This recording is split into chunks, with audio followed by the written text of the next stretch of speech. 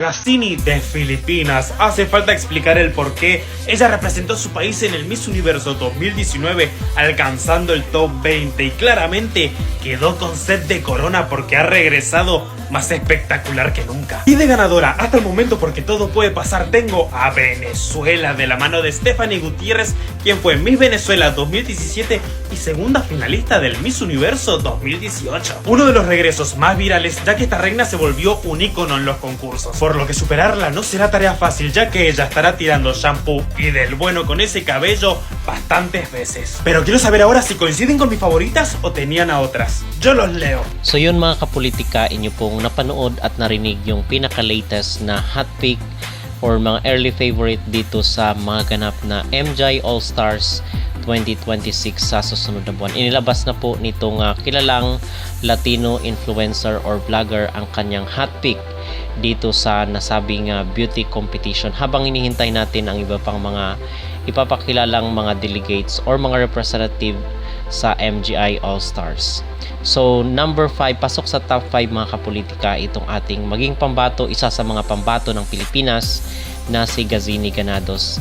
Ang yung top 5 niya dito according dito sa kanyang video ay number 5 itong si UK, number 4 si Colombia, number 3 si Ecuador, number 2 si Gazzini Granados at number 1 yung pambato ng Venezuela na si Stephanie Gutierrez. So at least ay nakikita natin na nagustuhan ng mga ibang bansa or ng mga Latin community yung isa sa mga candidate natin dito sa MJ All-Stars na si Gazzini Granados. And speaking of Gazzini mga kapolitika, ay ini-issue po siya ngayon dahil nga sumali siya dito sa Bench Fashion Week, ay na-issue siya dahil doon sa kanyang galawan. So nandito na naman yung ugali, yung attitude ng mga Pilipino na kung may makitang mali ay agad-agad na mag-comment ng negative.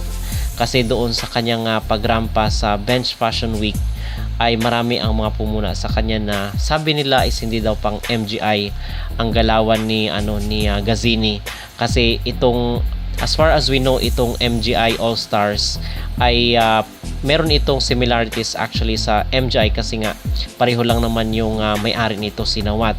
So alam natin yung quality, alam natin yung standard ni Nawat base doon sa kanyang mga naging pahayag na hindi na daw patok sa market yung mga old school na beauty competition. Kung kaya nga itong MJ All-Star, kasi akala natin dati ay hindi ito papatok. Pero tingnan nyo naman ngayon mga kapolitika, napakabigatin ng mga kinuha niyang mga hurado. So yun pa lang ay isa ng indikasyon ito na maging pasabog itong MJ All-Stars na ating inaabangan rin. So dito sa MJ All-Star ay kinuha niya, recently na i-report natin yung mga judges na ni-recruit nitong si Nawat, hinire niya para maging patas daw kasi nga napakalaki naman nung premyo na sa $1 million, tumataginting na $1 million yung maging prize kung mananalo ka sa loob ng 3 consecutive years dito sa MJ All-Star, kasi nga kailangan mong i-defend yung corona na yon, yung titulo na yon sa loob ng 3 taon na magkakaroon ng MJ All-Star editions. So talagang mahirap mga kapolitika na makuha or masungkit itong $1 million kasi napakalaki nga naman.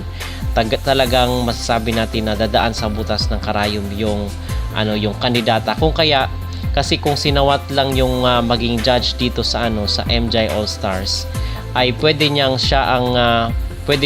clickbait lang itong $1 million, pero ito kasi is merong mga hurado na sila yung magpapasya kung sino yung mananalo. Okay, so masasabi natin na ngayon is meron kasi mga nagko-comment na ang reaction nila is sinawat pa rin daw yung may final say. Pero sa nakikita ko dito, I don't think so, kasi merong mga hurado mga kapolitika, not unless is gusto na naman ni Nawat ma-hot seat siya pagdating sa mga issue at kontrobersiya. So itong may hurado, we are expecting and we are hoping na maging patas yung laban dahil yung mga judge ang magbibigay ng score dito sa mga magiging contestant or representatives. Maraming representatives ng iba't ibang mga bansa. So yung issue nga dito kay Gazzini Granados na rumampa siya sa Bench Fashion Week ay hindi nagustuhan ng mga netizen mga kapolitika na bakit tila ba hindi nag-i-smile itong si Gazzini, hindi daw bigay na bigay yung kanyang performance, yung kanyang pagrampa. So hindi talaga maiiwasan na yung mga netizen, mga Pinoy ay talagang may mai-comment at may mai-comment pa rin. Sabi nila is parang tila malamya daw itong mga galawan ni Gazini Ganados. Ibang-iba daw doon sa standard na hinahanap ni Nawat. So ngayon is nagdadalawang isip mga kapolitika at nagdududa ang mga netizen kung kaya ba ni Gazini yung magiging galawan doon sa MJ All-Star. At in fact, ang sabi nila is kinakailangan daw always na presence of mind itong si Gazini kasi ayaw daw ni Nawat ng palamya-lamya na doon sa beauty competition. So hindi natin alam kung pareho lang din yung magiging basis doon sa MGI na kung saan is everyday meron silang score or talagang magfo-focus lang doon sa preliminary competition or doon sa finals. So hindi natin alam mga kapolitika, malalaman natin yan sa mga susunod na araw. Pero I believe na talagang obserbahan rin yan sila araw-araw. So kinakailangan na mag-perform talaga at magpakitang gilas itong si Gazini doon sa Thailand at most especially doon sa mga taga-Thai dahil nga ika-cover siya most probably dahil nga yung mga views dito kumikita yung mga vloggers na nakabase mismo doon sa Thailand at even yung mga Pinoy. So the point is dito ang sabi ng mga netizen is bakit hindi bigay todo yung performance ni Gazini doon sa Fashion Week. So yung maging reaction naman natin mga kapolitika ay wala pa naman itong si Gazini sa aktual na kompetisyon. Okay, so parang very hype na naman ang mga Pinoy dito sa pangbabash online. At kung ano-ano ang mga negatibong sinasabi dito kay Gazini Ganados katulad doon sa nangyari kay Atisa Manalo. So aside dito sa mga galawan daw ni Gazini na hindi daw pang MGI na baka daw makulelat doon kay Nawat, ay inaano rin la yung intelligent capacity ni Gazini. Question na ngayon mga kapolitika. Okay, so yun yung talagang hindi maiwasan dito sa mundo ng social media. Nagsasalita at kung ano-ano na naman ngayon ang mga sinasabi nila patungkol dito kay Gazini Ganados. So wag po tayo ganon at sana ay i-minimize po natin yung pangbabash dito kay Gazini kasi hindi pa naman nag-i-start yung competition at ngayon ay grabe na yung natatanggap na pambabash ni Gazini dito sa mundo ng social media.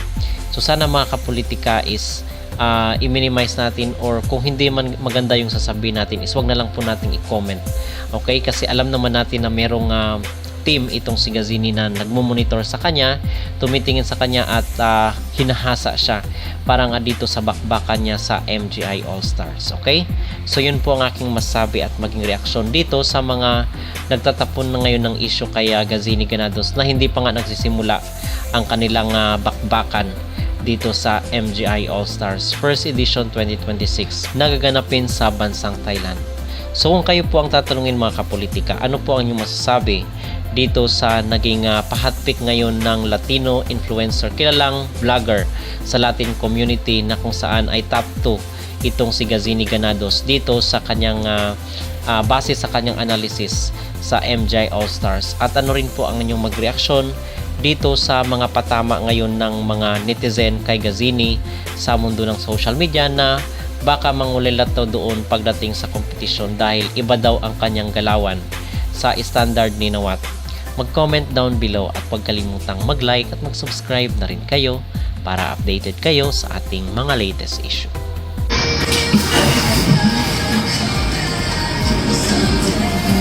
Ano bang meron doon?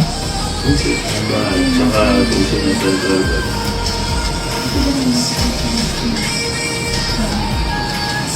Hindi ko nakalimutan. Wala ka nakita doon yung black na parang lalagyan ng coins. Hindi. Nilagay ko kasi talaga yun.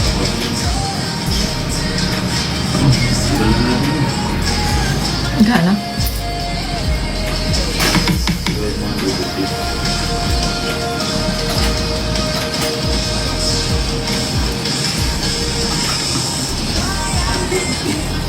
Hindi na.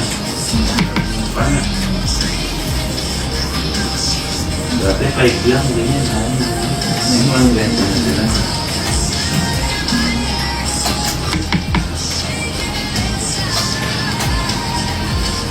Solo viewing para feel na feel ko. Ayoko kadala tayo, hindi malalabas yung emotions. True ba? Napatabi-tabi tayo. Wala. Hindi ako siya pupunta. Ganyan mo?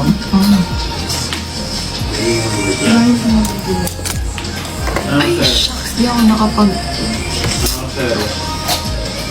2:30.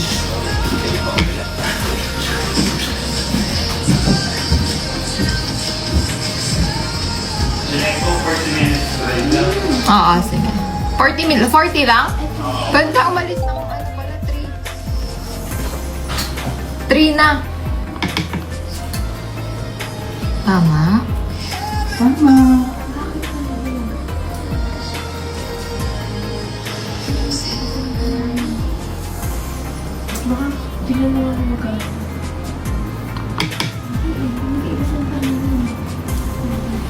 Again, paki-double check po yung nilalagay ninyong reference code para hindi po nahirapan yung mga taong nagdo-double check.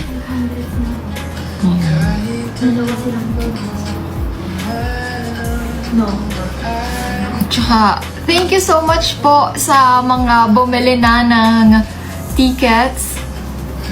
Kung makikita nyo po dun sa ibaba ng QR code kung saan kayo magre-register for the tickets, nakalagay po doon ay magdo-donate tayo sa isang charity soon. You will know what charity is this. I am talking to them already. And parang tumulong na rin po dito sa mga taong ito. Honestly, kami po ni Belle, wala po talaga kaming kinita or something. Kami pong dalawa ni Ralph ang nag-produce nito. So, we're thankful to all the sponsors who helped us and supported with this one. Dahil po sa mga sponsors, nakasurvive tayo, nakapag-shoot tayo sa Kamegi. So, thankful to Belle that she did this one without hesitation, without asking for anything, you know. I know it's really tiring to travel from Bangkok to Manila and shoot because there in Thailand, she's paid for like a lot just to do her job in acting. But here, she did this for the Emma Bell, for the Belma family. This is for all the fans, for all the people who are supporting us. We love you guys and we appreciate your love and your support. That's why we did this. And of course, we did this for another purpose again. It's not just for Emma Bell or Belma, it's also for helping other people. That's why we're doing the special screening and there's a ticket in it because we will donate the proceeds to this specific organization.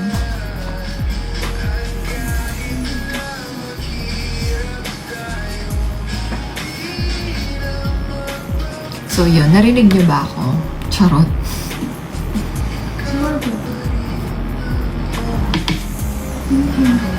Ano kanta yung may uuwian?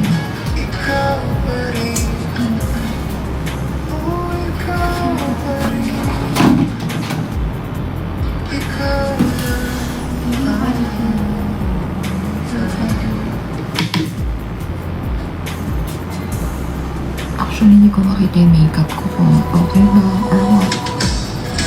Hirap na walang ilaw.